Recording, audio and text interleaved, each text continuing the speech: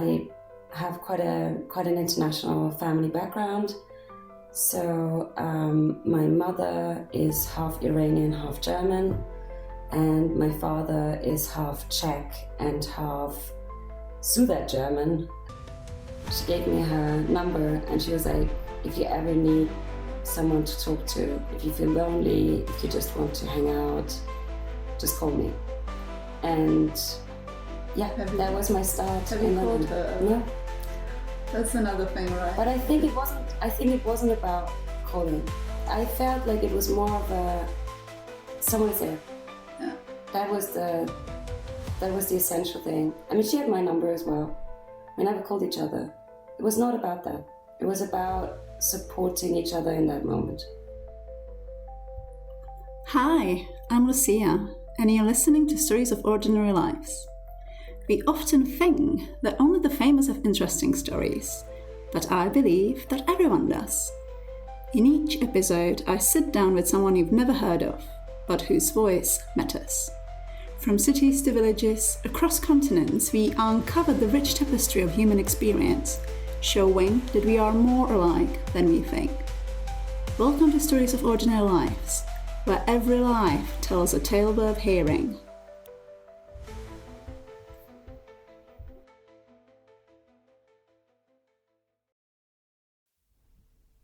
Welcome, this is Lucia, and thanks for joining us for Stories of Ordinary Life.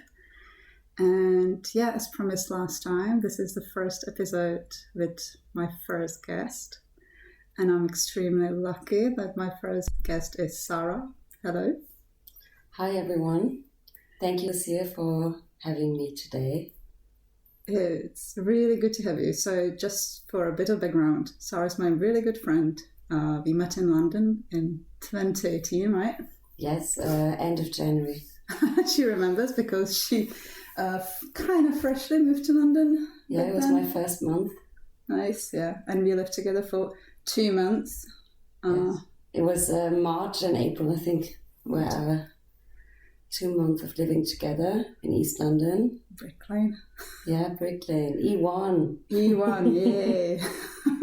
Good times, good times. There's a lot of crazy stories there, but we're not going to go there. A lot of bagels. Yeah, a lot of bagels and late nights. So yeah, obviously we don't live together anymore, but we've been friends since we met in Star of the Bethnal Green on a speed flood mating event. So I'm really grateful I can do this with Sara because, first of all, this is my first ever podcast interview, so it's quite nice to have a friend do it with. And also Sara has amazing stories and a lot to say, and yeah. So I think it's going to be a great episode, so stay tuned.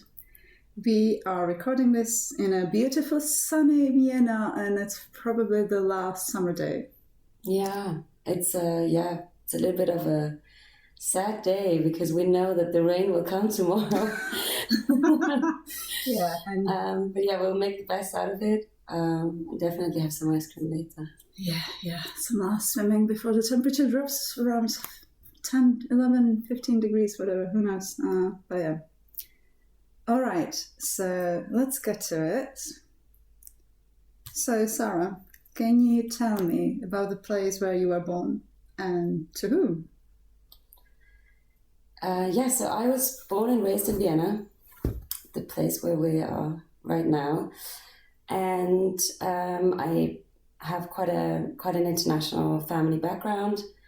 So my mother is half Iranian, half German, and my father is half Czech and half Sudet German, but most of his family was in Austria. So yeah, I'm quartered somewhere. I have a Persian name, a German passport. Yeah. I feel Viennese, if anything, and European. But I can feel my Persian heritage. In what way? I think there is a sort of closeness in in Iranian culture where also physically people touch each other more, hug each other more. And already as a child, I could feel that I'm doing that a little bit differently than the people here. My mother was born and raised in Iran until shortly before the revolution started. So she was a teenager when she left Tehran and then moved to Munich, where my grandmother is originally from. Okay, interesting. So was there any other cultural differences you noticed as a kid in your family, what you were doing? Did you have any traditions or something which were quite unique to your family? I think the most important is Nowruz, so the Persian New Year. It's more like first of all, it's the start of spring, so it's the 20th or 21st of March, and it's really like a spring celebration. And to me as a child, it made much more sense to have the new year with the start of the spring, because, the seasons, it's like spring, summer, fall and winter, right? Yeah. So I didn't really understand why in Central Europe they would start the year in the middle of winter. In the middle of winter. And it's also like in Vienna, like you can be, unfortunately we don't have snow for Christmas very often, but we definitely do have it for New Year's Eve. So it's the night where you don't necessarily want to be outside, and it's the night you always have to be outside to see the fireworks, which is a beautiful thing, obviously. But yeah, it's really one of the coldest nights normally. Oh, really? And it's obviously a very dark season. Yeah, true. It's the longest night, isn't it? Just before Christmas, 21st? Yes, exactly. So yeah, for me, it like as a child, and I think still now, it just makes much more sense to start the year with the start of spring.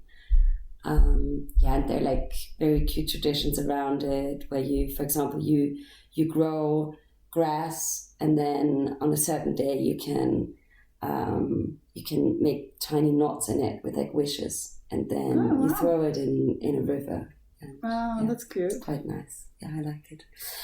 I think that, and then obviously like I think that's a very usual thing for people with slightly different backgrounds, that we had different food at home.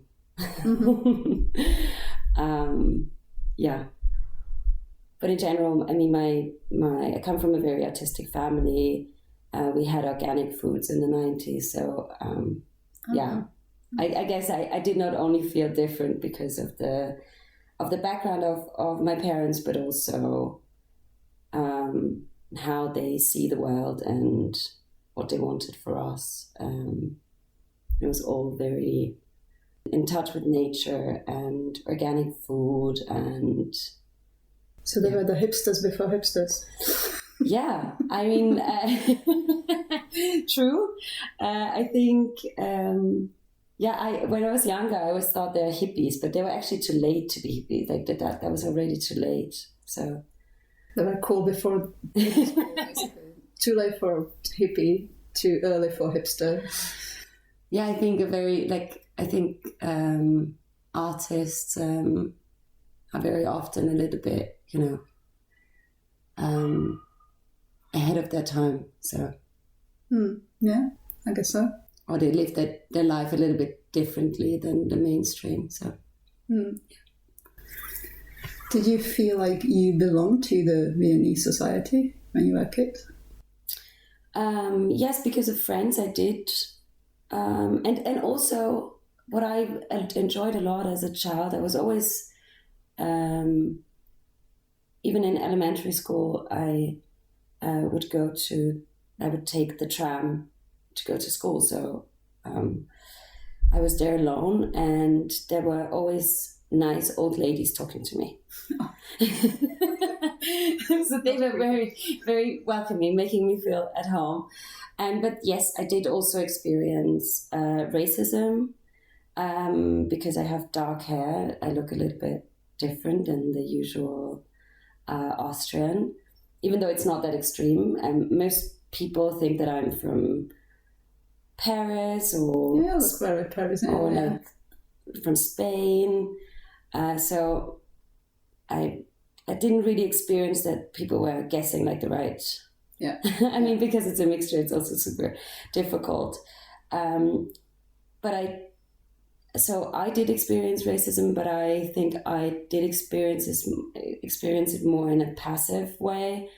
I just saw it happen around me a lot, which did also have an impact, I'm sure, to how I wanted to fit in. And unfortunately, when I was a child, like in the tram, it was still quite common to see swastikas or signs of like a past that is still present, obviously, but not as present.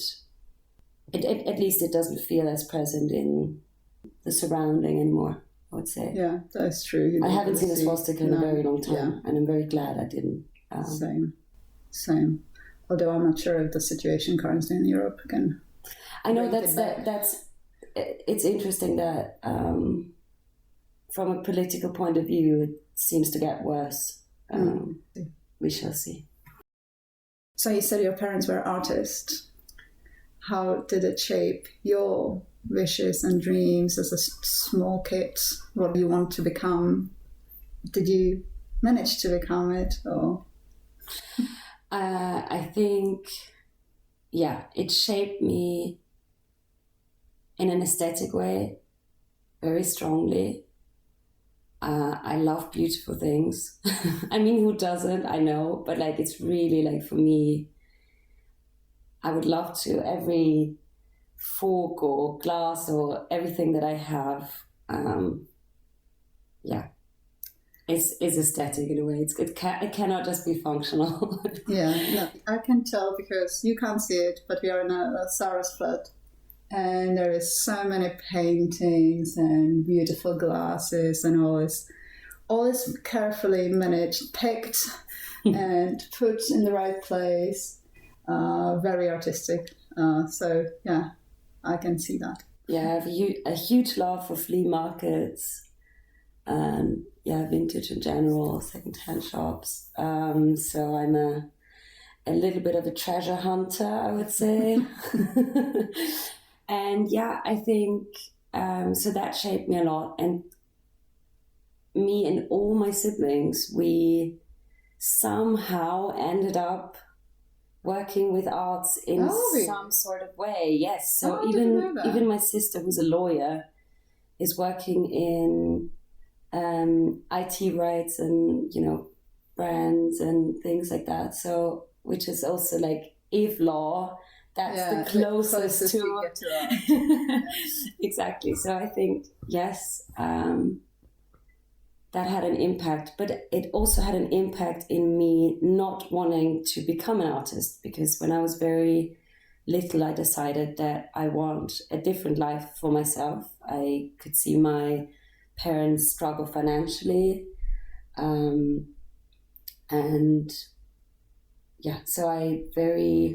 as a very young person, I think in my teenage years, I decided that I will never become an artist. And it was only about 2 years ago that I started painting again myself. And it was really, it's so good for me. But for many, many years, I've completely erased that from my life. I understand. I always said I wouldn't ever work for myself. And now, after years and years, I'm actually wanting to do it, right? Is that because your parents were self-employed? My mum was one time for some time self-employed, and it didn't go well. So it's kind of like, I'm not doing that ever. And now I'm kind of like, well, actually, I might try it, but in a different way. Yes. Yeah. Hopefully a bit more smarter, but who knows? Well, there's also a little bit of luck involved always. There is always a luck involved, 100%. Yeah, you can't just, But it's interesting that as a child, it's like what you have around you has such an impact that, like, I didn't question it for such a long time. Yeah. Yeah. It was just the only way. Yeah. We often don't question things, right? It's just, I realized, so I started diving, right? And the reason why I started diving was when I went to Gran Canaria for like some digital nomad month, whatever. And I was there and I met loads of digital nomads, and I was 33 in the time, I think. And all these people were like, oh, I'm doing that and I'm doing that. And a lot of them were like, oh, I'm going diving. And I was like, wait a minute. So when I was a kid in Czech Republic, we had, the listeners probably didn't know until now, I'm actually from Czech Republic. So we were with Vienna. We're neighbours. We're neighbours, and we had a very common history in the Austrian-Hungarian Empire. So we are very interconnected historically and culturally. That's why we clicked in London, I guess, because we have very similar backgrounds culturally. And humour. And all of that, yeah. But we had two channels in Czech Republic, right? Czech TV 1, Czech TV 2. And Czech TV 2 would put on lots of documentaries, National Geographic, all of that. And obviously Czech Republic being the heart of the Europe, well, we say it's the heart of Europe and we believe it, there is no sea. So I was always watching like the underwater ocean stuff. And I was like, oh, this is so beautiful. I will never do it, obviously, because we didn't have much money. Obviously, like it was just post-communism, right? So we didn't have much money. We didn't have anything really, apart from the flood. So thanks, thanks, communist government. And I put it into this like the drawer in my brain, which says this I would really love to do, but I will never do it. And I haven't questioned that until I was 33 or whatever on Gran Canaria, and loads of people were, oh, I'm going diving. And I was sitting there and I was like, wait a minute, I think I can do this. And then I did it, and I got my open water PADI the day before my 35th birthday. And I was just like, oh, here we go. And now you have to start wondering what else is there, which I'm telling myself, no, I can't do this. And it's just some remnant from childhood, isn't it? Yeah, it's good to question decisions that we've made a long time ago. Yeah, 100%. 100%. And also to just, I think, make experiences and then make decisions. Yeah. And not make decisions never experiencing it. Yeah. I mean, for some things we don't have to experience everything. That is true. But if there is some sort of desire involved and it doesn't hurt anybody, I think it's better to make the experience. All right, let's go back to your siblings. So you mentioned siblings. Can you tell me, so are you three of you? No. I have many siblings. I have 6 siblings. Wow, yeah, that's unusual. So, but I come from a patchwork family. Not like some of them are half siblings, which I don't really like calling them because it feels like, I mean, they're all my siblings. Why do we differentiate between a full sibling and a half sibling and a step sibling? And I don't know, like they're all my siblings. I love all of them. There's no difference. Just because, some have the same mother and father and some have just the same I get it. father. I have 2 siblings and they're half, and I don't really, doesn't matter, does it? Yeah, they're your siblings, right? Yeah. Yeah, so for me, they're all my siblings, but just because 6 is such a shocking number. To people today, not to people 100 years ago. That's true. It'd be a very traditional family, that's the only reason. No. But we have I'm the oldest, we have very different ages. My youngest brother is 80 years old, so there's quite a huge age gap. I was 29 when he was born. yeah, and we do not, like, we live in different countries. Yeah, but I love that I have so many siblings. I think it's great. Were you like the proper oldest kid, like taking care of everyone, or? Yeah, I mean, I had to babysit quite a lot. I was surrounded by children a lot when I was younger because of that, which I think shaped me. But yeah, some age gaps were so big that I felt more like a parent, or like a, like, I think a sibling that is just 2 years younger. Like, for example, my sister that I probably grew up with in the same flat at the same time. I think there's a different relationship than with my siblings that are 29 years younger than me. Yeah, no, definitely. Yeah. But again, there's not one thing better than the other. It's just different. So where are they living? Germany, Austria, Spain. Okay. Oh, at the moment, my brother will move to Sofia very soon. Oh yeah, nice. So you can travel the world. I'm always jealous when people say, "Oh, my brother lives there, my sister lives there." I'm just like, "Oh, well, my siblings just home, Czech Republic. Who cares?" But where you can celebrate things with all of them easily. There's pros and cons to everything. Like, to get my family at a table is honestly impossible. Do you miss them? Yes, I do miss them. But I do feel connected with them always. We have very strong bonds, and even if I cannot hear them or see them for some time, I do not feel difference. It's nice. That's a good thing about siblings. I guess so. No matter how much you change. Yeah, they're kind of still there, right? Yeah. I mean, yes and no, even with the siblings, with the family sometimes. Yeah, that's true. Family can, yeah. Okay, so when you were like a teenager or child, were there any pivotal moments within the culture or your family or whatever which kind of changed your trajectory or shaped who you are today?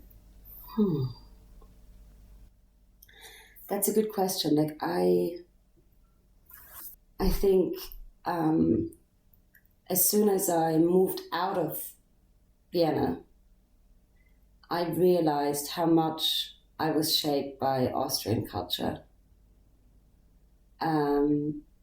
It's a very Catholic country, even though my parents are not religious at all. And we never went to church or anything like that. I still think like it had a huge impact on me, being surrounded by it. In what ways? Yeah, this kind of like how you should treat others. Also, like small things, like in Vienna, all the shops are closed on Sunday. Like, it's still like a very, like, Sunday is holy. Yeah. And even if you're not religious, like, it's kind of holy. Like, you don't call someone for business on a Sunday. You don't bother people on a Sunday. And I do like that. Like, not in a religious way, but like, I do like it that there are days where you respect people's privacy and that they maybe want to switch off or do other things that they do between Monday and Friday. Yeah. So, yeah, I think that's nice. Yeah, I like that as well. Although, do people even call each other anymore? So I don't call people. Do you call people? It's so interesting. Like, it sometimes, especially with younger people, I sometimes feel like it's intrusive to call. Yeah. It still sometimes happens to me that I'm doing it. And then I'm always telling myself, I mean, they can still decide if they pick up or not, right? Exactly.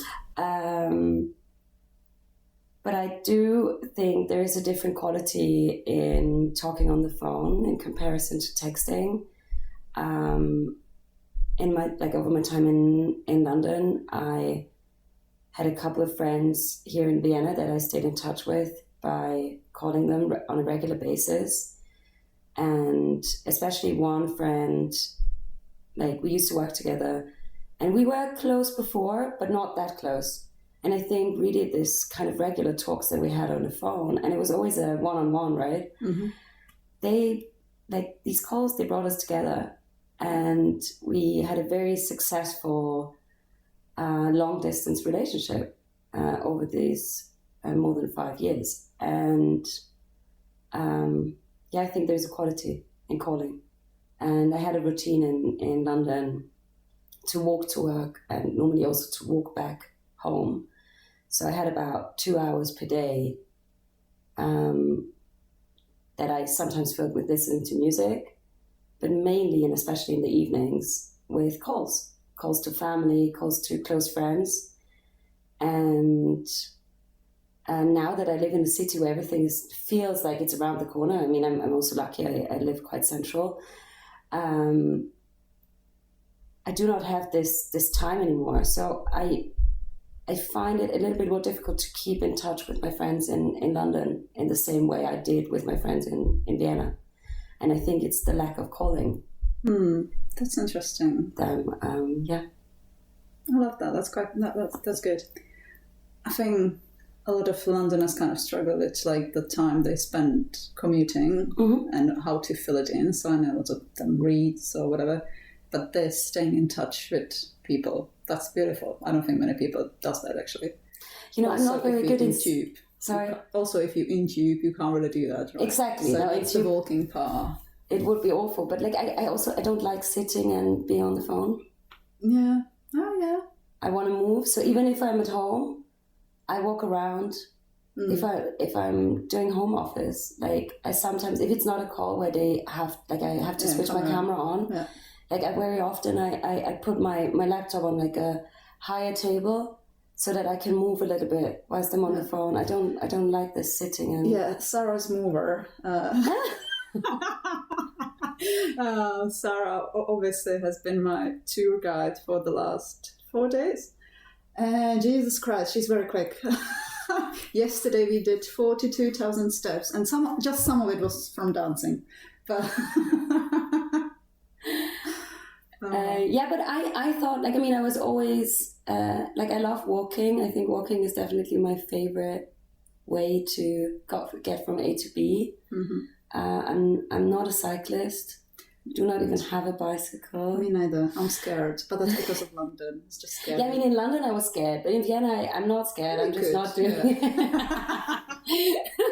Everything is so close. It's just a 15-minute walk away anyway. So why? But yeah, I do like walking, and I thought that I started to walk super fast because of London. And I really had the feeling that Vienna slowed me down again, but maybe it didn't. No, it didn't. Absolutely did not slow me down. All right, so calling two friends, that's beautiful. When I call family, we do like video call. So usually my phone, so I can't really move around. But yeah, that's beautiful. Okay, so connection through words, spoken word, not written word. Yeah, I think written word, I mean, that the positive side of it is that people can decide when they want to read it. True. But I personally, I think there's so much texting going on. For me, it's a little bit too much, to be honest. Oh, yeah, all the groups, group chat, Jesus. And for me, it always feels like I have to catch up on something. Like, if I'm, doing something focused, very focused, and I do not look up at my phone for an hour or two, and then I have 40 messages. I'm just like, what happened? Yeah. So that's actually what I've learned also from the younger generation. I think they're quite good in not texting back right away to allow them not to feel the urge of being available all the time. 24/7. So I think that helps with texting, to just not immediately respond. Because sometimes maybe you also don't know the answer yet. Yeah. And in the past, I think also because of my job, where I always have to like respond to emails and, you know, like, I think I did the same in my private life. I always felt like if someone is asking me like, do you want to meet on, I don't know, on Thursday? I would need to check all the things that I had lined up if I have availability on Thursday. You know what I mean? Like it. Yeah, that's my life basically. So let me see the calendar. Let me see I'm the trying not calendar. to do that anymore. I don't know how different you can manage it. I don't know. It's just. I try to give myself some time to feel if I even want to do something on Thursday. Yeah. I mean, when it comes to that, with me being introvert, I have no issues feeling that first, because my usual first reaction is, no, I'm going to be home. And then I kind of have to talk myself into it. And it's like, come on, it's going to be good for you. You know you want to see people. Come on, this looks fun. Come on. Yeah, well, I'm the opposite. I always say yes. This is why I have to walk so fast, because otherwise I cannot squeeze everything in one day. No, I do enjoy being home more and more, and I have to say, like, having my own flat again after some years it does also feel, nice to be. Very, very good. Yeah. Like it really feels like a safe space. I did enjoy living with other people. I was even thinking when I moved back to Vienna, I was thinking of finding myself a flat share, which is not as easy here, because a lot of people only do that when they're students. Mm-hmm. Whereas in London, you can live with other professionals. It's considered such a normal thing. And I did meet a lot of great people through living with them. I mean, you were one of them. Yeah, obviously. And I got to know so many different cultures, because if you live with people from different cultures, also it adds a layer. 100%. So that's nice. But I have the feeling that I'm home more often since I live alone again. Yeah, that makes sense. 100%. That makes sense. I can feel it. All right, so let's go back to the pivotal moment then. So, was it London, moving to London, the most pivotal moment in your life? Or? I mean, yes, definitely. I completely underestimated it. And I think that's very good, because otherwise I would have never done it. Yeah, maybe. That's a good way to put it, yeah. I always wanted to live abroad. As a teenager, I felt the urge to leave Vienna and Austria. Do you know where it came from? Was it like? I think I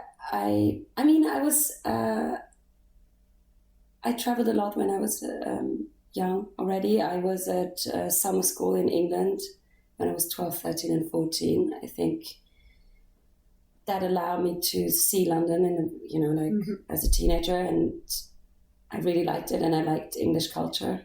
So I was in Eastbourne 3 years in a row. Ah, okay. Well, that's nice. That's like seaside, right? The seaside, beautiful. Yes. Yeah, and the school was kind of like Harry Potter. Oh my God. I mean, I would be like, yeah, let's go to London.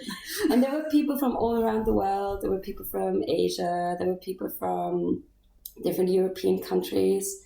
And I loved it. So that for me was England. Mm-hmm. And then at school, I obviously, like in English class, I learned about London being a melting pot, and I mean, it is. It was always London that I wanted to go to. Scandinavia was also like, I was very interested in Scandinavia, and I studied Slavic languages, so Russia was a big dream of mine to live in Moscow one day. So yeah, big cities. But yeah, I had moments in my 20s where good friends of mine told me that they got an internship in New York, or that they go away for some time, or that they will study outside of Vienna. And I was so happy for them, and still, like, I really felt sad that I'm not doing it. Like, I remember once I woke up in the morning a day after a friend told me about an internship in New York, and I really cried. Oh. Yeah, because I don't know, I had this I felt this urge, but I was in 2 very long relationships, and that this relationship held me in Vienna. Mm-hmm. And not only that, but I think that was like the main reason. Yeah.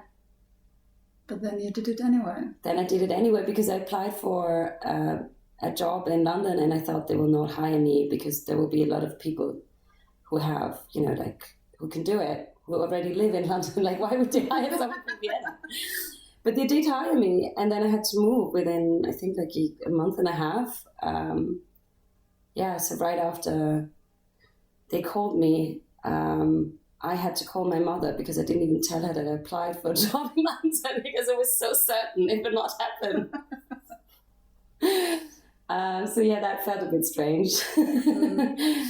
But I have to say London was very, very good to me. Like, already on my flight there, I was, the middle seat was empty. I was sitting at the window seat, and I ordered myself a glass of wine because I thought, I'm leaving Vienna for good, at least for the moment. And this other lady was also ordering a glass of wine, and I thought, let's just cheer, whatever.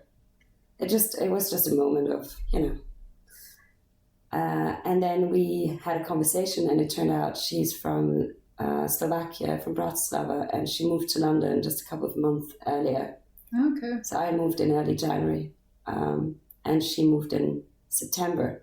So she knew exactly how it feels to leave home. Good. Yes, and she was waiting with me at Heathrow Airport for my luggage to take the tube to central London together. Oh my God, that's amazing. See, those are exactly the moments of kindness. Know. Yeah. Yes, no, she was amazing. She gave me her number, and she was like, if you ever need someone to talk to, if you feel lonely, if you just want to hang out, just call me. And that was my start. Have you called her? No. That's another thing, right? But I think it wasn't about calling. Maybe it was just. I felt like it was more of a someone is there. Yeah. That was the essential thing. I mean, she had my number as well. We never called each other. It was not about that. It was about supporting each other in that moment, and especially she was supporting me. But I think she was back home for the first time after moving to London. So for her, it was also emotional. Yeah. And I remember my first time back home after moving to London. Jesus. Similar to her, actually, because I moved in October and I went home for Christmas. Mm-hmm. Jesus Christ, that was heavy. Yeah. Wow. Well, that was a lucky moment. You found her in the same row as you. That's and nice. I think I have the feeling that London was very welcoming. I really, maybe that moment was so strong that I always felt welcome in London, or that I focused on the welcoming sides of it. Looking back, there is so many people helping me in London to feel at home, to feel welcome. I'm sure there were also other moments, but I mainly kept the welcoming ones. Oh, that's good. Focusing on the positive aspects. That's good. But not consciously. But it's still, if I go, like, every time I go to London, I I feel welcome, and I love the city. I love the vibe. I love that people are so open-minded. They just talk to you. I love that it's not about necessarily meeting the person again.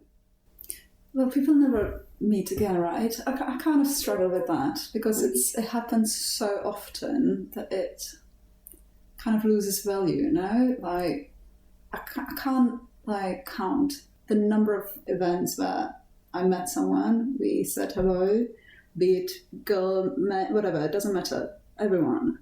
And let's go to do this together. Mm. And we would swap numbers, and then we would never meet again, never talked again. And I find it a bit, I don't know, I think it's a bit sad.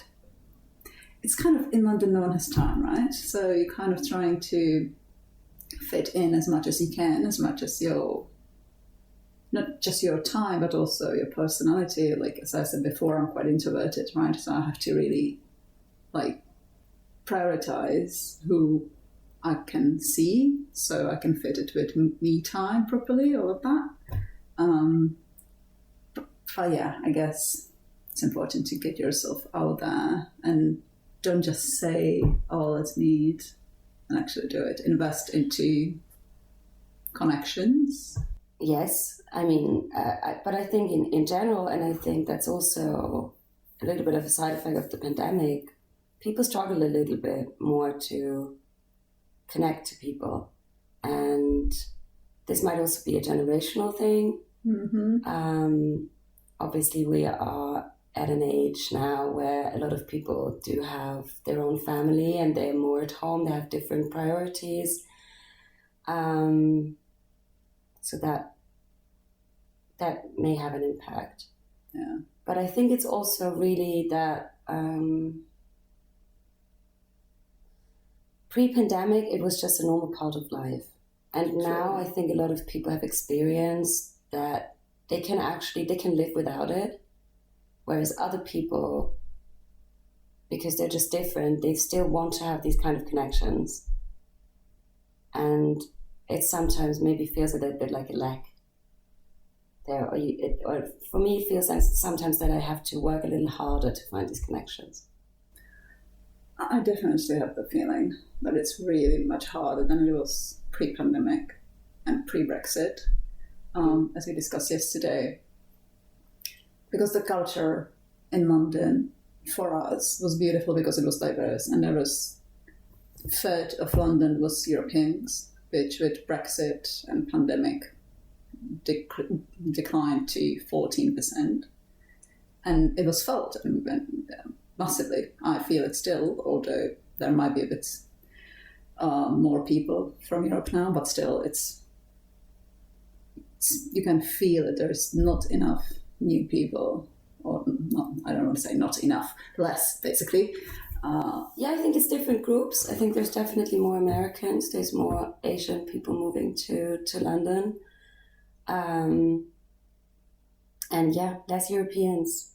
For me, London was always a very, even though British culture is different to Central European culture, but it was there were so many Europeans there.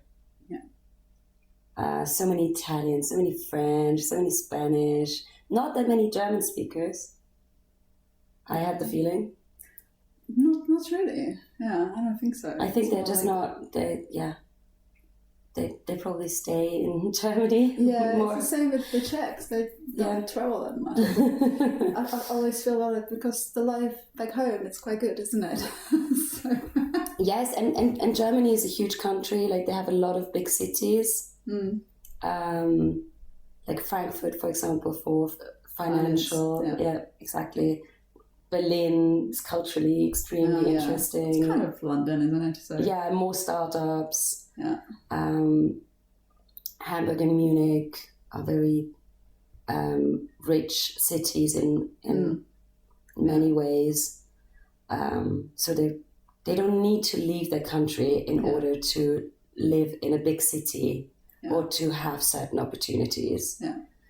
So interestingly enough, I had the feeling there is actually exponentially more Austrians in London because, like, Vienna is the only, like, large city in Austria. So if you want to see something else, then you but you like would Paris probably... as well. If they want to speak German, they can go to Germany. Yeah, which is quite good. absolutely. Yeah. Okay. So you were in London for 5 years. Yeah, a little bit more. Yeah. You want to tell us something about your career, or? Yeah, we can talk about my career. Surprise, surprise, I work in the arts. I promised myself not to be an artist, but I ended up working more in, like, I would say, art management,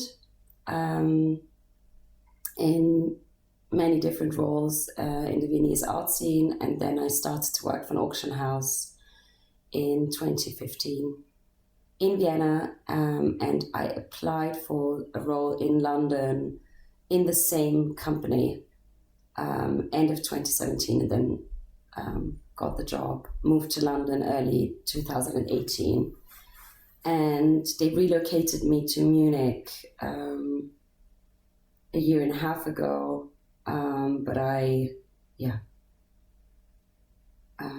knew that Munich is not really my city, so I was trying to spend my weekends in Vienna, which is just a 4 hour and a half a train ride away. Auction world, art market was my main focus for 9 years, but that has now come to an end, and I'm now free, and I can think about what I want to do next. And I can also now be in Vienna full time, which is great, because I traveled for work a lot, especially pre-pandemic. That was insane. I almost, like, there were months where I had, for several months in a row, not a single full week in London. I sometimes traveled to 2-3 places in 1 week. So I'm looking forward to having not just a base, but also a place where I can be mainly, and then hopefully have the energy to go somewhere else in my holidays or long weekends, and not being like, oh, I don't want to travel again. Just want to stay home. Finally, be able to see my friends and family. There is some big change to come, or is already started. Already happening. It's happening. Yeah. So that was the art world, and now you out of that for the moment. The plan is no plan. Plan is no plan. I like that. So the plan is freedom. So how the no plan looks like? I mean, this is super new, the situation, and so I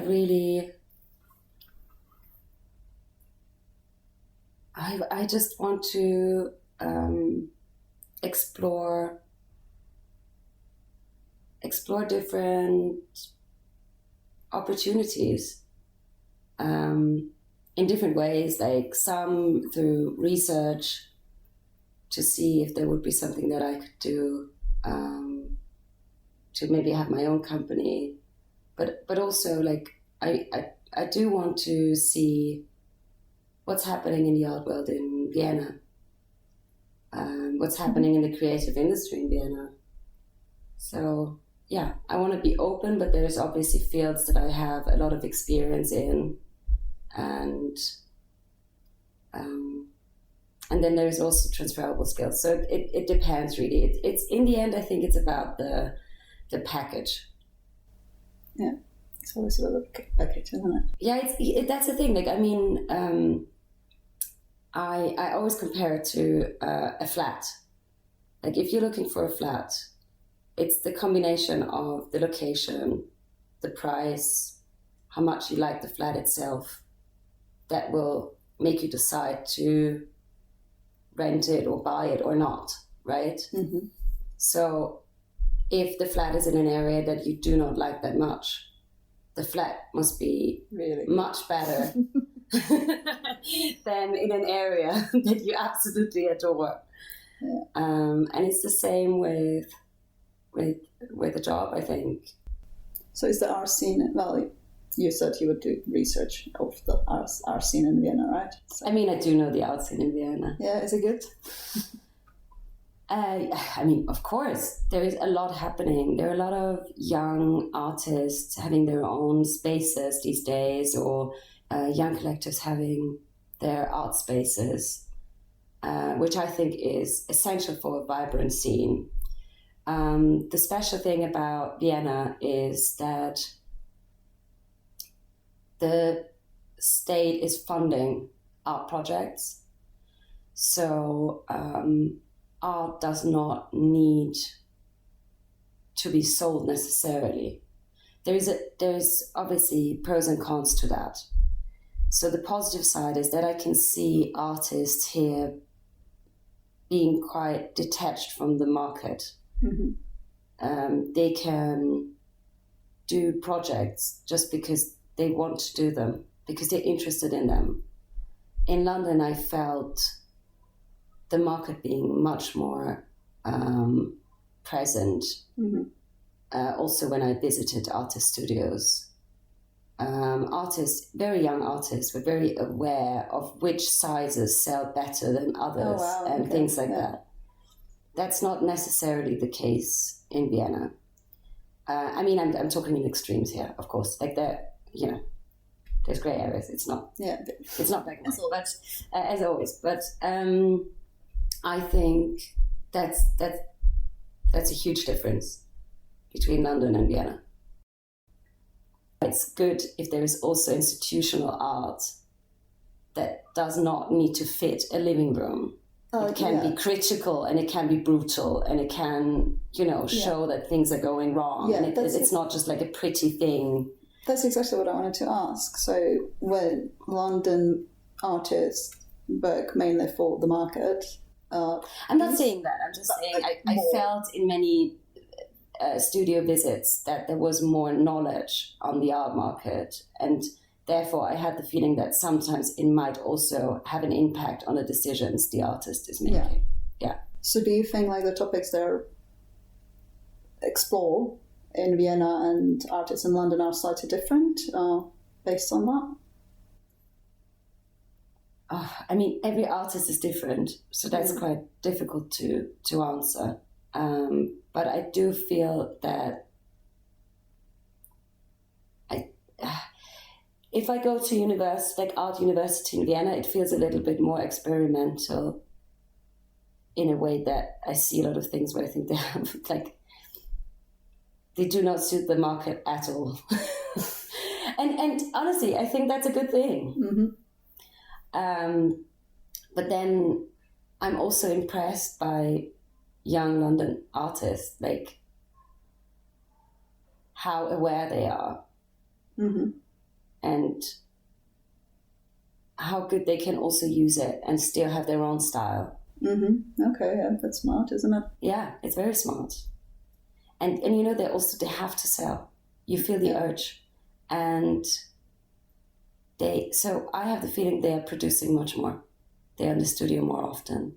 Mm-hmm. In London, I know a lot of artists, they are in the studio every day. I'm sure there's artists in Vienna who are in the studio every day, but I think in comparison, there will be less. Mm-hmm. Okay. But that's a general thing. London has a drive. It's a city where there is a certain energy. The energy of this huge amount of people is catching you. And it makes you do things. It's a do city. Vienna is a very relaxed city in comparison. Yeah, so Vienna repeatedly scored as one of the best cities, if not the best city in the world to live at, right? Very, very good standard of living. Yes. Why do you think it's that? I mean, first of all, I have to say, this is a ranking for experts. Like there's a ranking for people at manager level who live, like who move to cities to, you know, like they have I'm just saying that because they have a certain standard. So I'm not surprised to hear that Vienna is top of the ranks, because in comparison to most other Central European cities, rents are quite low, even though they have kind of doubled within the past years. And also like the whole crisis and everything had a huge impact on prices in Vienna in general. So it is not as affordable as it used to be, but in comparison to Berlin, Munich, Paris, London, it is. I think the biggest difference when I compare it to London, the rents are much cheaper and public transport is much cheaper. In Vienna, you have just one zone, so it doesn't matter where you live in Vienna, you pay the same for your ticket, a great thing. And if you get the annual ticket, you pay just €1 per day, which is nothing. Yeah, that's great. So everyone can afford public transport. Yeah. And public transport is very good here. Yeah. I think that has a huge impact on the quality of life, these two things. And then obviously, like, I mean, yeah, Vienna is very close to nature. There's also a lot of nature in Vienna. There's the Vienna forest. So there's a lot of hiking trails, city hiking trails, how we call them. There is the Danube. So there's a lot of very good, like high quality water to swim in. In also the drinking water, the tap water, the quality is amazing. It comes from the Alps directly. So there's, you know, like there's certain things that you don't find everywhere in the world that make Vienna a very special place.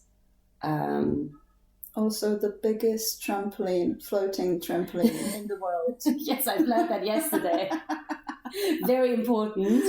Without that, it would not be the same. True. Yeah, and then I mean it's the city with the biggest vineyards in the whole Europe. So there's a lot of nature close by. So you mentioned the expats, but do you think the locals have a good life here as well? Oh, they have a very good life. But the thing is, they don't know that they have a good life because a lot of them have never lived abroad.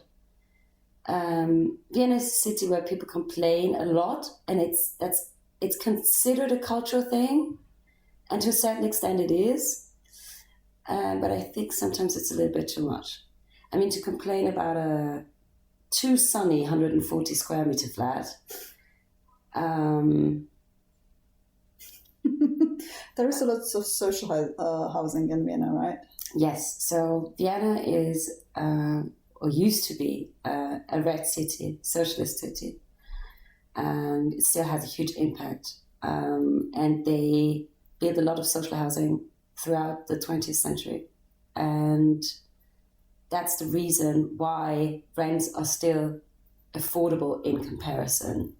Unfortunately, they've stopped building these social housings. I think it was in the 80s and 90s.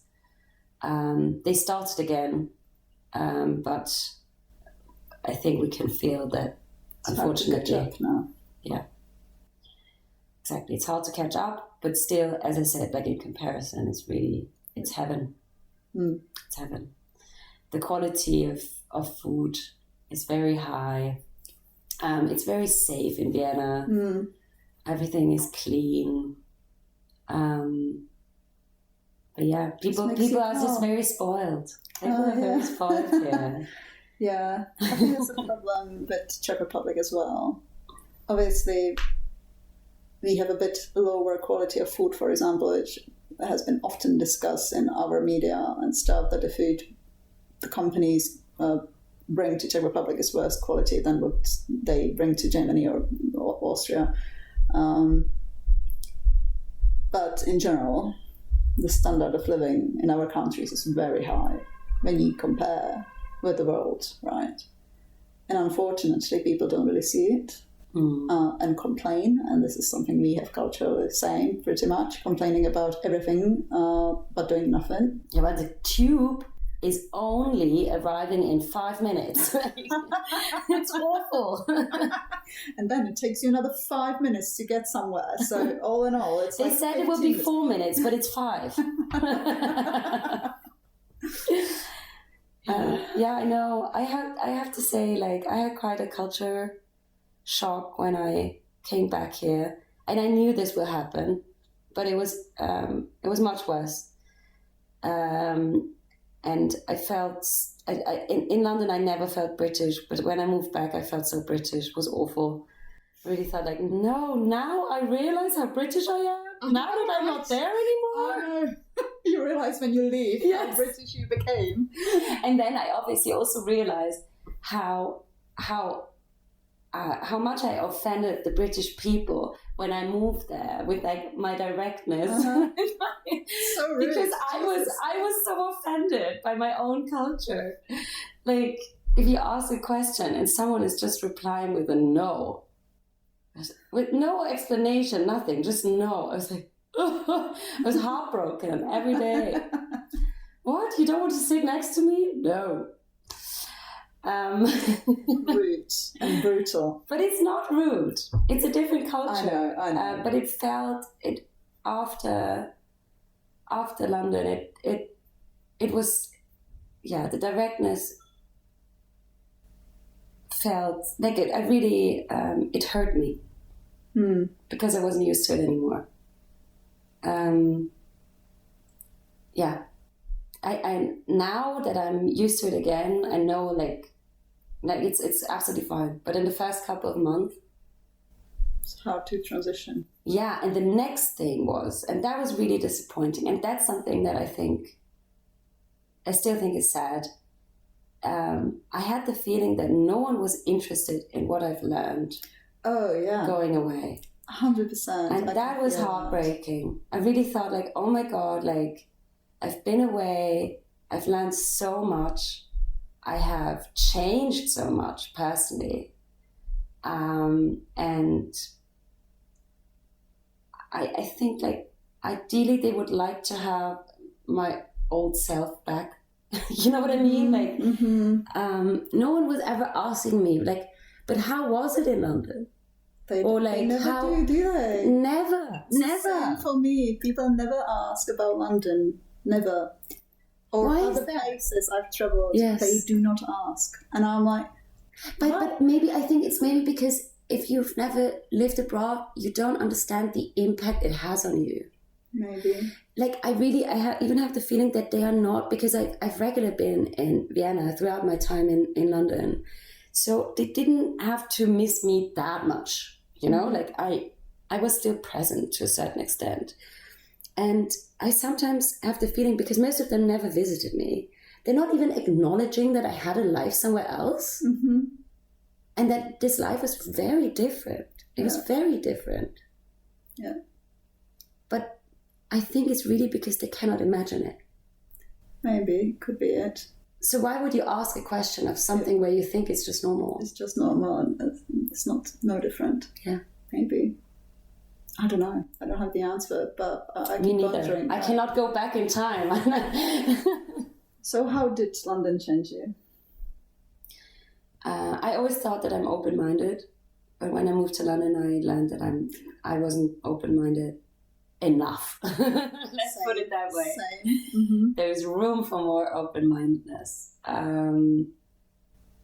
But was it because suddenly you were in a different culture and it was hard to kind of like get your head around it, or were you meeting different cultures and the diversity? Like were you judging where you didn't want to judge, or? I think it was a mixture.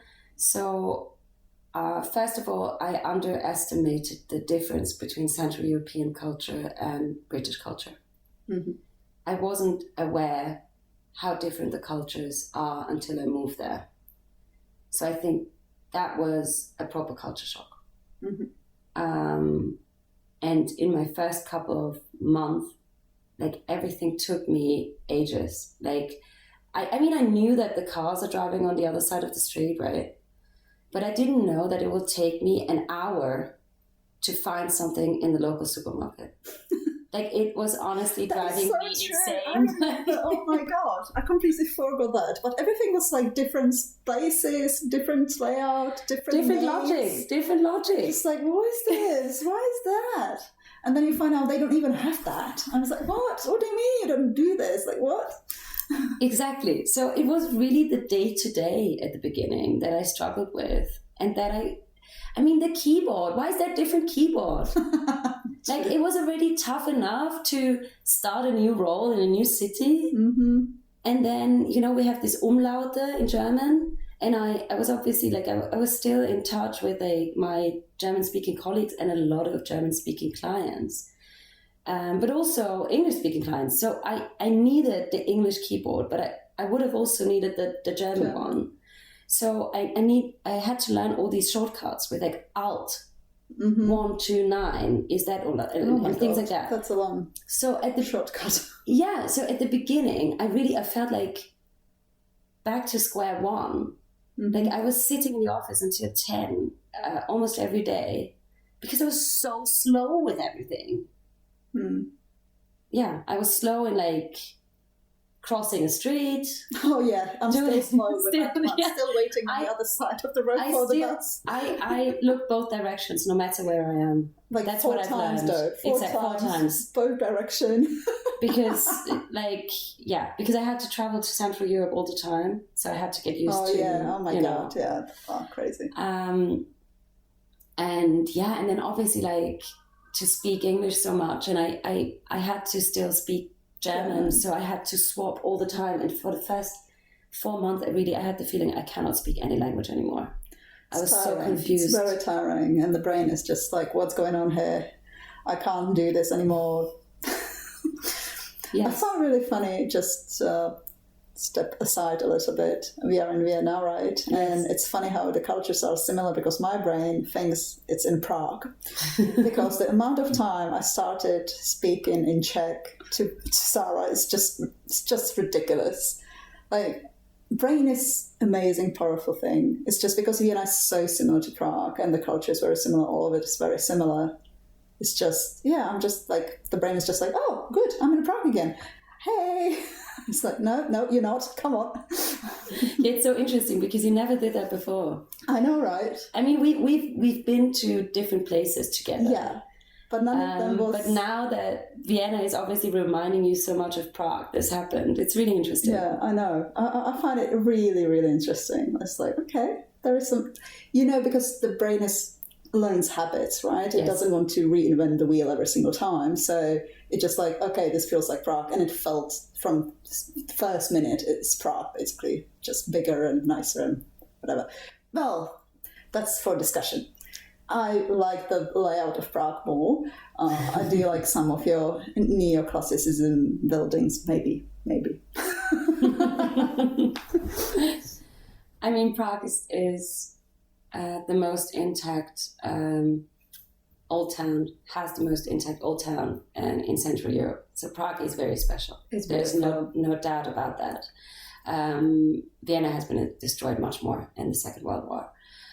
But yeah, coming back to your question of which cultures had an impact on me, yes, it was obviously the British culture, but it was also the amount of other cultures that I was surrounded with. Because, I mean, my best friends in Vienna, a lot of them have international background. So I thought, I'm used to that. Mm-hmm.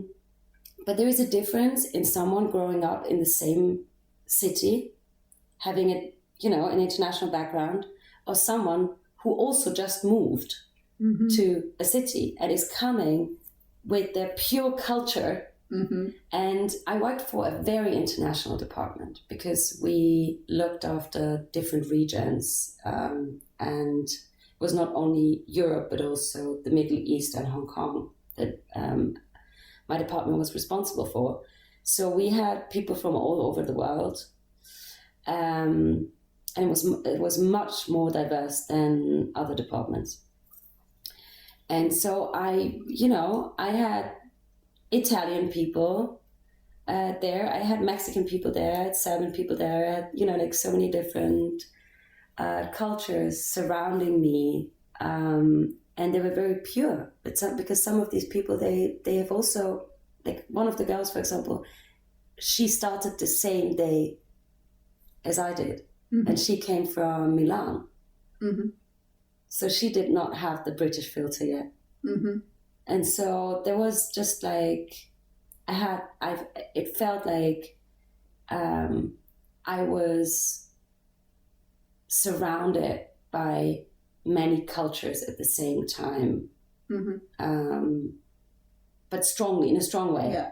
Not like it was before when, like, my best friend, for example, he's Russian. Yes, I would hear him speak Russian a lot when, like, his mom calls, or, you know what I mean? Mm-hmm. Or, like, I know about his traditions because, for example, for New Year's Eve, he will celebrate Christmas and then join us later in the evening to then celebrate New Year mm-hmm. with us. Mm-hmm. But these were tiny things in comparison to sitting next to someone who's also getting to know a new culture at the same time. Mm-hmm. So, yeah, that allowed me to broaden my mind a lot. Yeah. Yeah, I would definitely agree with that. And I think for me, it was a lot because we are from a very low context culture, which means we say what we think. Mm. And I think the UK is one of the most high context cultures in Europe. And it's still nothing in comparison to Japan. They are extremely high context culture, right? But it's very hard to kind of understand what they mean when they don't really. I still don't. I still don't. I mean, sometimes I do. Sometimes it's my like British friend's translator kind of situation, like, can you read this? Is it yes or no? Is it offensive or is it nice? Yeah, am I being offensive? Yeah. And I guess I'm going to go back to the kindness, right? So do you feel that the British culture and our cultures display kindness differently? Completely. How would you compare it? Completely. So what I really loved and therefore also miss now that I'm not in London anymore was the everyday kindness. Mm-hmm. Politeness, yes. It doesn't matter. Do you think the politeness is kindness? Yes, to me it is, because it changed my mood. Mm-hmm. If I get my tea in the morning, my white tea, too white, as most of my British friends say, and someone is calling me darling, I have a good day. That's just how it is. I don't care if that person is calling everybody a darling. Mm-hmm. I'm not trying to build a connection there, but it feels good. Okay, so the kind of politeness from stranger. Yes, it makes me feel good. It makes me feel good to have, even if it's a little bit superficial, a 2-3 sentence conversation with the lady at the cash desk. Small talk. Small talk. The art of small talk. I like it, and it makes me feel, to a certain extent, connected. Mm-hmm. Yeah, I get that. Again, the science says that even small, it makes it's community. Even the small hello. If you say hello every morning to the same person, yes, the brain again automatically thinks, oh yeah, there is something habitual. I'm connected to something bigger than I am. It's the community, and if your face being recognized in the environment you are going around, it's much better, and you're probably going to live longer unless you smoke in the same time or whatever. But yeah. So then, what about Vienna then and our cultures? I think in Vienna, people get much more involved in other people's lives than in London. Mm-hmm, yeah. And that again that's wonderful because it feels very safe. Like, for example, when I was younger and we would like party a lot, we would always ask the next day, everyone that we were out with, like, are you okay? Everything fine? Even though this is a very safe city, like there was like not that much of a reason, but that's just a normal thing to do. And if we wouldn't hear from a person for like a couple of hours, we would ask the other people in the group if they've heard something. So there's a safety net. Yeah, safety net. There's awareness of others. Exactly. Where they are, what they do. I have to say that's one of the things when I moved to London, I felt if I am murdered somewhere, no one will notice until like, I don't know how long. Well, I had a couple of friends in London who did the same. Okay, so they're checking on each other. Yes, there were some friends that I had this habit with, especially because I was always taking the night bus. And some people thought it's a very bad idea that I was. But it was my habit. I think it's fine. I think it was fine, but like, just saying. I think that's why a lot of people always like, please text me when you're home. So I think there's a difference there. The downside of it is that everybody knows what you're doing. In London, I felt really free. Yeah, it's much more free. You can live anonymous. It's anonymous, right? And you can live in an area where you kind of know that you will not bump into someone from work. You can go to the supermarket in your pajama and it doesn't matter. Yeah. And yeah, I mean, you can do that in Vienna as well, but the risk is much higher. Someone's probably think you going crazy or something. Yes. And people are also getting involved in Vienna in things where I think, it's not really your business. But I guess that's just how it is. People are involved or they're not involved. And in London they are less involved. Yeah, I feel very little actually. Or maybe to your very close circle you are. But even there, like it was like even I have to say I underestimated how much I will miss my London friends. And not because I didn't know how much I love them, but more because I thought I only see them about once a month anyway. So I thought it would be fine if I visit London from time to time and then see them. It will be okay. But it's not true because I was still surrounded by them. And even though I maybe just saw each person once a month, I did see my friends regularly, So that I really underestimated. Because the people that I met in London are really chosen friends. These are not friends that I was accidentally with when I was young. And I'm not saying one thing is better than the other.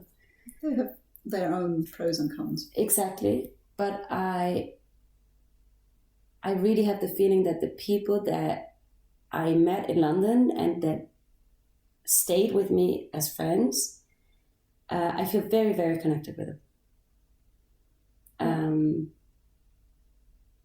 And I think that's also because they've experienced living in that city as well. But it's also obviously because I've chosen them at a later stage of my life, and that's still closer to me right now. So that might be different in 10 years. I don't know. But yeah, there's a different quality. I think there's a different quality. Is there any question you wish people would ask you more often?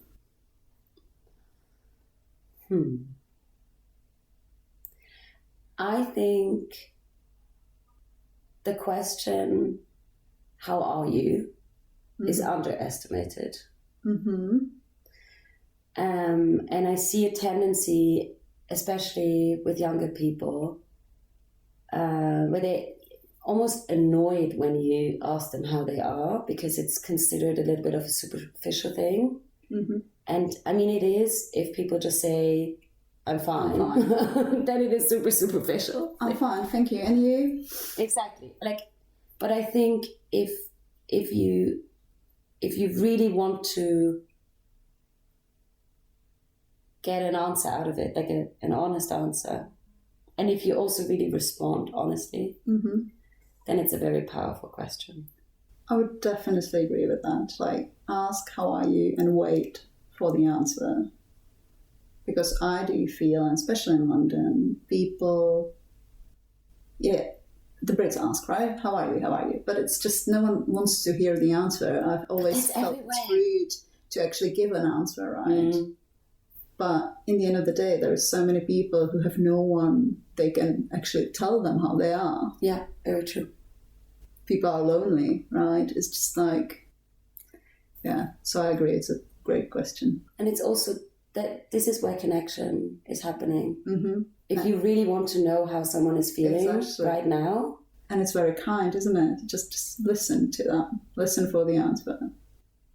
Yep. Very last question, and I want to stay with the topic of the kindness. Do you remember any small act of kindness? And we already mentioned the plane, which was very kind from the person.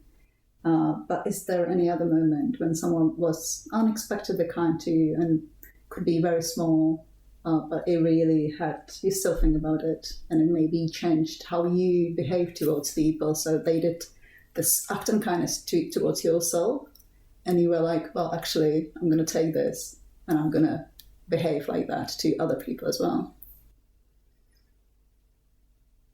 I do think that this welcoming part that I experienced in London was essential, how I try to welcome foreigners in my own city now. I mean, it's also because I'm truly interested where they are coming from. I think that in London, if you ask someone where you're from, it's not offensive at all, and it might be the only place in Europe where it's not offensive. Yeah, maybe. Because almost everyone has some sort of international background, so it's just the perfect conversation starter. And I've learned so much about different cultures by asking this question. Whereas in Vienna, I have the feeling it's more you don't look like you are Viennese. Or Austria. So where are you from? And I'm going to now judge you. I'm not saying they judge you, but they ask you the question because you're different. And that makes a difference. Yeah. When my family has been asking forever, will you ever come home? And what is so good about London? I always said, in Prague, life's beautiful, but everyone is so same that they're really looking for different things. They want to see how you're different than them and how you're same to them, but you're looking for the differences.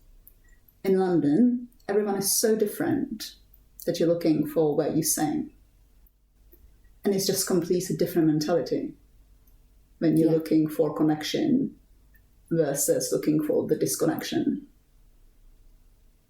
It just makes so much difference. I completely agree. And I think that's what I struggled with a lot coming back. But I've also learned maybe here it has to be a different question. Maybe here it's not where you're from because it has a different meaning here. So I don't want to use that phrase. So what is it, the question? So I think it's more of an interest for the person, and it interestingly enough, it shouldn't be as direct in that very in that topic. It's more of where does this name come from? If it's very obviously not Austrian, or did you ever live abroad? Or because these things they matter to me anyway, even if it's not. if it's an Austrian person or a person coming from somewhere else, doesn't matter. Or are there any cultures that influenced you? And that can be anything, you know, like I'm very influenced by Russian culture or Eastern European culture in general, because I studied Slavic languages. I had an interest in that part of the world. And as a student, I was mainly traveling these countries. So it has an impact on me. I mean, I also have Czech heritage, but, you know, it can be a culture that's not necessarily your culture. British culture had an impact on me because I lived there. So, you know, it's maybe just a different question or like a different... Yeah, I like the question. I might use it in my next podcast. Next episode. Thank you very much. I'm going to write it down in a moment. All right. But yeah, I'm not sure if I answered your question, because like kindness, I think every moment you're kind to someone matters. It's still allowed to be angry sometimes, and it's necessary. You need the balance, right? Like, I love Vienna for being like, people are allowed to be angry, and they are openly angry. Sometimes it's too much for me, but anyway. But I like that they're allowed to be angry. I like that it's an emotion that is visible. Not shameful. Exactly, not shameful. Just emotion is what it is. Yes. Obviously, you can't go around and, you know, throw rocks on people, but... That's the thing I dislike a little bit. I have the feeling that the angriness is going towards people who have nothing to do with the angriness. I've experienced or seen this in UK recently as well, right? So. Oh, yes, exactly. So that's the kind of open anger that is very sad. But yeah, I think even if someone is angry towards you, it's always helpful to respond in kindness. But with a very clear, there is, you know, boundary here. There is a boundary. You don't need to hug them. After they swear at you or something like that. But yeah, I do think every kind gesture helps. Even if it doesn't seem like it in the moment. The person cannot take it. Sometimes they cannot take it in the moment, but they will think about it later. So, yeah, 100%, I agree. Well, okay, I think that was a beautiful kind of ending to it all. Well, at least this conversation right now. Thank you. That was amazing. Again, I'm massively grateful you agreed to do the first guest episode with me. It was fantastic. Thank you. And yeah, I'm hoping the listeners will take a bit of kindness and send it to the next one, or, you know, make it ripple basically into eternity. Thank you, Lucia, for having me. It was a pleasure. Awesome. Well, until next time. Thank you for listening to Stories of Ordinary Lives. The story you've heard today is more than just a tale. It's a seed of empathy and understanding. When we truly listen to each other's experiences, we don't just hear a story, we become part of it. And this is how we scale kindness, one story, one conversation at a time. By recognizing the value in every life, we create ripples of connection that can transform our communities and beyond. So, carry this story with you. Let it inspire you to listen more deeply to others. Until next time, remember that every life tells a tale worth hearing, and every act of kindness, no matter how small, has the power to create extraordinary change, one step at a time.